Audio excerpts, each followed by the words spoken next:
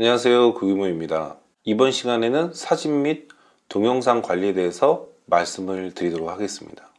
자, 우선 사진과 동영상 관리는 구글 포토라는 도구를 활용할 텐데요. 스마트폰이 나오고 많은 분들이 사진과 동영상을 굉장히 많이 촬영을 하고 있습니다. 그렇기 때문에 사진과 동영상을 관리하는 것에 대해서 굉장히 중요하게 생각하게 되는데요. 외장하드나 메모리 스틱이나 컴퓨터에 자체적으로 저장하는 것은 한계가 있고 스마트폰의 용량 또한 한계가 있습니다. 그래서 많은 분들이 여러 클라우드들을 활용하지만 일반적인 클라우드들도 용량에 대한 제한이 있고 그 용량을 더 많이 사용하기 위해서는 비용을 부담해야 되는 부분들이 있습니다. 하지만 구글 포토는 특정한 기준만 만족시킨다면은 용량에 대한 제한이 없습니다. 자, 그 기준은 사진 같은 경우는 1600만 화소고요. 동영상 같은 경우는 1080 픽셀, 그러니까 풀 HD 사이즈 이하인 경우에는 용량에 대한 제한이 없다. 그러니까 바꿔 말하면 무제한으로 클라우드를 활용할 수 있다는 점이겠죠. 자, 그래서 오늘 구글 포토를 한번 배워보도록 하겠습니다. 우선 구글 웹사이트에 접속하신 다음에 처음 9개를 누르시면은 이렇게 사진이라는 항목이 있는데 안 보이시는 경우에는 이렇게 내려가시면 보이실 거예요. 자, 사진을 누르시면은 이렇게 구글 포토에 접속이 됩니다. 자, 구글 포토에 사진이 있는 경우도 있고 없는 경우도 있는데 아이폰을 사용하신 분들은 사진이 없을 거고요. 안드로이드 폰을 쓰신 분들은 사진이 있을 수도 있고 조금 있는 경우도 있고 없는 경우도 있을 수 있습니다. 자, 거기에 대해서는 크게 걱정하실 필요 없고 현재 스마트폰에 있는 사진과 동영상을 백업받는 방법을 알려드릴 거기 때문에 걱정하지 않으셔도 될 것 같습니다. 현재 제 구글 포토에는 스마트폰으로 촬영한 사진과 동영상이 전부 다 백업이 되어 있는데요. 일반적으로 국내 클라우드나 통신사 클라우드를 살펴보면은 스마트폰과 연동해서 사진을 백업할 수 있게 되어 있습니다. 자, 그런데 백업할 때 자동 업로드 기능을 활성화시키면 매월 폴더를 만들어서 그 폴더에 그 월에 촬영한 사진과 영상을 백업해 주는 경우들이 있는데요. 처음에는 내가 폴더를 만들지 않아도 자동으로 폴더가 만들어지기 때문에 굉장히 정리가 잘 된다고 생각할 수 있습니다. 하지만 2012년 5월, 2011년 7월 무슨 사진 찍었는지, 무슨 영상 찍었는지 혹시 기억나십니까? 자, 기억나지 않으실 겁니다. 그렇기 때문에 원하는 사진을 다시 찾기가 굉장히 어렵다는 거죠. 자, 그런데 구글 포토는 이렇게 월별로 정리를 폴더 형태로 해주지 않지만 검색을 통해서 우리가 필요로 하는 사진과 동영상을 굉장히 빠른 속도로 찾을 수가 있습니다. 자, 그 이유에 대해서 한번 화면을 보면서 이야기 나누도록 하겠습니다. 자, 우선 이 사진을 한번 열어보도록 할 텐데요. 사진을 열면 사진에 여러 가지 이런 필터라든가 간단한 수정들을 하실 수가 있게 되어 있습니다. 자, 그 옆에 보면은 정보란이 있는데 이 정보를 누르시면은 이 사진을 어떤 카메라로 찍었는지, 파일명이 뭔지, 언제 찍었는지가 나오고요. 그 아래쪽에 보시면 이렇게 어디서 촬영했는지를 확인하실 수가 있게 되어 있습니다. 자, 그렇기 때문에 이 사진에 대한 위치 정보를 갖고 있게 되는데요. 그것 때문에 이 검색창에, 구글 검색창에서 이 위치 정보 때문에 여러분이 어디서 촬영한 사진인지를 찾는데 굉장히 빠른 속도로 찾을 수가 있게 되는 거죠. 자, 그래서 제가 상계동이라고 한번 검색해 보도록 하겠습니다. 자, 상계동으로 검색했더니 방금 봤던 사진을 확인하실 수 있죠. 이게 국내에만 되는 게 아니고요. 예전에 제가 프랑스 파리를 다녀왔었는데 프랑스라고 이렇게 검색을 하시면은 자, 이런 식으로 프랑스에서 찍었던 사진들을 확인하실 수가 있습니다. 여기 샹젤리제 거리인데요. 샹젤리제 거리의 인포메이션을 확인해 보면은 프랑스에서 어디서 촬영했는지를 확인하실 수가 있게 나오는 거죠. 자, 그래서 위치 형태로 사진을 검색할 수 있고요. 두 번째는 형태로 검색할 수 있습니다. 예를 들면 소고기라고 검색을 하면은 이렇게 실제로 소고기 사진이 나오죠. 소고기가 아닌 사진도 가끔 나오긴 하지만 소고기 형태로 되어 있는 사진들을 확인하실 수가 있습니다. 자, 좀 전에 봤던 사진인데 여기 보시면 사진 이름이 소고기가 아니고 img_0916으로 되어 있습니다. 자, 이걸 보면 알 수 있듯이 구글의 인공지능이 이 형태를 보고 이게 어떤 사진인지를 알고 있다는 거죠. 그래서 여러분이 촬영한 사진이나 영상을 일일이 이름표를 붙이지 않더라도 이렇게 형태로 검색을 해서 찾을 수 있습니다. 예를 들면 뭐 놀이터 하면은 놀이터나 놀이동산에서 찍은 사진들이 나오고요. 이렇게 음식 이름이라든가 아니면 사물 형태들을 말씀하시면 찾을 수 있고, 그 다음에 계절이라든가 뭐 눈, 비 이런 형태로도 여러분들이 쉽게 사진이나 영상을 찾을 수가 있습니다. 마지막 세 번째는요, 사람 검색입니다. 제 이름으로 한번 검색을 해보도록 하겠습니다. 제 이름으로 검색을 했더니 이렇게 제가 들어가 있는 사진들이 나오는 것을 확인할 수 있죠. 그래서 제 얼굴이 인식이 되면 그 사진들을 찾아서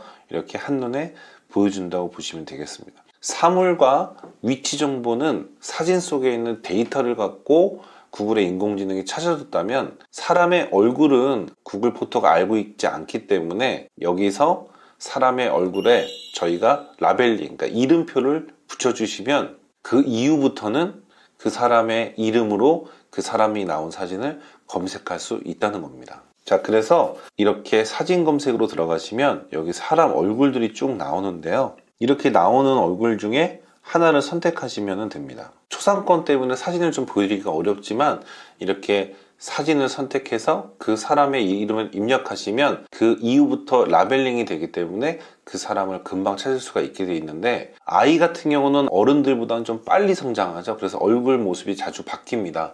그렇기 때문에 비슷한 얼굴이 나올 경우에 구글 포토에서 계속 질문을 합니다. 같은 사람인지 다른 사람인지. 그때 같은 사람이라고 하면 계속 조금씩 얼굴이 변화하는 모습들을 한 사람으로 인식을 하게 되는데요. 그래서 한 살부터 뭐 10살, 15살, 20살이 된다 하더라도 같은 사람으로 인식할 수 있게 여러분들이 중간중간 이 구글 포토에서 물어볼 때마다 그걸 잘 체크해 주시면 되겠습니다.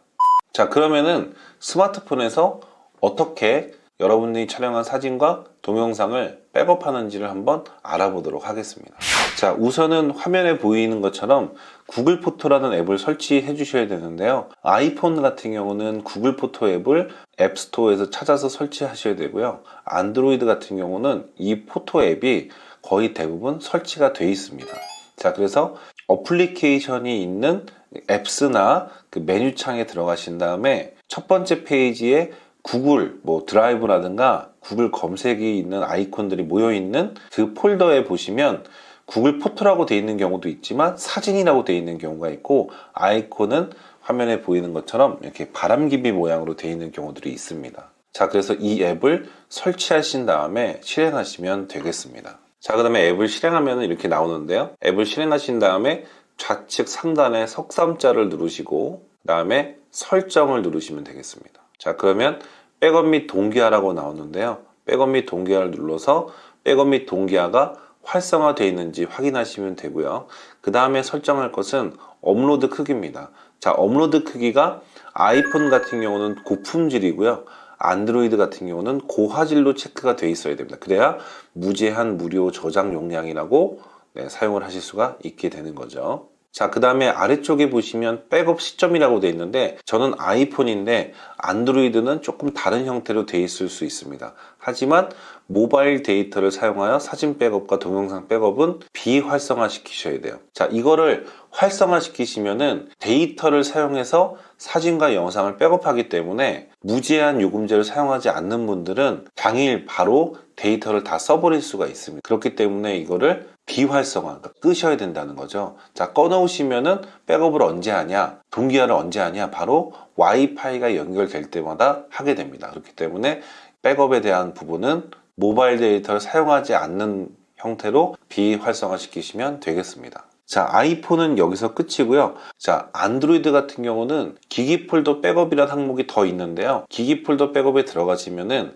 카카오톡, 뭐 다운로드 이런 항목들이 여러 개 존재하는 걸 확인하실 수 있어요. 아이폰 같은 경우는 카메라 자체가 카메라 롤, 그러니까 카톡으로 다운로드 받은 사진이나 직접 촬영한 사진 모두 카메라 롤에 저장이 되지만, 안드로이드 폰 같은 경우는 갤러리로 들어갔을 경우에 사진함이 굉장히 여러 가지가 있습니다. 그렇기 때문에 그냥 백업만 하시면 촬영한 사진만 백업이 되고요. 기기 폴더 백업에서 그 탭들을 모두 활성화시켜 주셔야 다운로드 받은 사진, 카톡에서 받은 사진들을 백업하실 수가 있습니다. 그래서 그 점만 좀 차이점이라고 보시면 되고, 마지막으로 하나 더 말씀드리면 안드로이드는 구글 포토 앱을 활성화시키신 다음에 백업 및 동기화를 하시면 와이파이가 연결되기만 하면 무조건 백업을 시작합니다. 그렇기 때문에 구글 포토 앱을 실행하지 않으셔도 되는데, 아이폰 같은 경우는 와이파이가 연결됐다고 백업이 바로 되는 게 아니고 이 구글 포토 앱을 꼭 실행해 주셔야 돼요. 그 부분이 약간 불편할 수 있지만 일주일에 한 번 여러분들이 날짜를 잡으시고 주무시기 전에 와이파이 연결하신 다음에 구글 포토 앱을 실행하시고 주무시면은 아침에 되면은 다 백업이 완료가 돼 있을 겁니다. 그렇기 때문에 좀 불편하시더라도 이런 형태로 사용하시면 되겠습니다. 추가적으로 한 가지 더 말씀드리면, 스마트폰에 있는 사진을 구글 포토로 모두 백업한 상태에서 스마트폰 자체에 있는 사진을 삭제하면 구글 포토에 있는 사진이 삭제되지 않습니다. 하지만 구글 포토에 있는 사진을 삭제하면 스마트폰에 있는 사진은 삭제가 됩니다. 그렇기 때문에 백업이 완료된 형태에서 구글 포토에 있는 사진을 가능하면 삭제하지 않는 게 좋고요. 어차피 용량에 대한 제한이 없기 때문에 백업해 놓고 크게 신경 쓰지 않아도 된다고 생각합니다. 자, 그런데 스마트폰에 있는 사진은 이렇게 백업을 하시면 되는데요. 예전에 디지털 카메라로 촬영했던 사진들이 아마 외장하드나 컴퓨터에 어디인가 저장이 돼 있을 텐데, 이런 사진은 구글 포토에 접속해서 업로드를 시키면 무료 용량 자체가 줄어들 수가 있습니다. 그렇기 때문에 프로그램을 사용하셔야 돼요. 그래서 이 프로그램 사용하는 방법은 화면을 보면서 다시 말씀드리도록 하겠습니다. 자, 컴퓨터 화면에서 좌측 상단에 석삼자를 누르시면은 앱 다운로드라는 항목이 있습니다. 앱 다운로드를 누르시면은 이렇게 사진 전체 백업이라는 항목이 나오는데, 아래쪽에 있는 건 아니고요. 위에 보시면 다운로드라는 게 있습니다. 이 프로그램을 이렇게 다운로드 받아서 설치하시면 되고요. 설치가 끝나고 나면은 그 프로그램을 실행하시면 여러분의 구글 계정으로 로그인 하라고 나옵니다. 로그인 하시면 어떻게 백업하겠냐고 두 가지를 물어보는데, 첫 번째는 모든 파일이고요. 두 번째는 사진과 영상만 백업하겠냐고 물어봅니다. 이때 모든 파일을 선택하시면 안 되고요. 사진과 영상만 선택해서 백업하시면 됩니다. 그렇게 되면은 컴퓨터나 연결된 외장하드에 있는 모든 사진과 동영상을 구글 포토에서 원하는 사이즈로 변경해서 백업하기 때문에 용량에 대한 제한을 받지 않습니다. 단 예전에 사진 촬영하실 때 그 GPS 정보라든가 날짜 정보가 입력되어 있는 사진이라면 그 날짜에 들어가서 백업이 되겠지만, 그렇지 않은 경우에는 최신 사진으로 들어가기 때문에 날짜별로 정리가 완벽하게 됐다고 볼 수는 없습니다. 그래서 그 부분이 약간 불편할 수 있지만, 어차피 여러분들이 날짜별로 찾는 경우보다는 사람의 얼굴이나 형태나 위치로 찾는 경우가 더 많기 때문에 그 부분에 대해서는 여러분들이 인지하시길 바라겠습니다. 오늘 여기서 마치도록 하겠습니다. 감사합니다.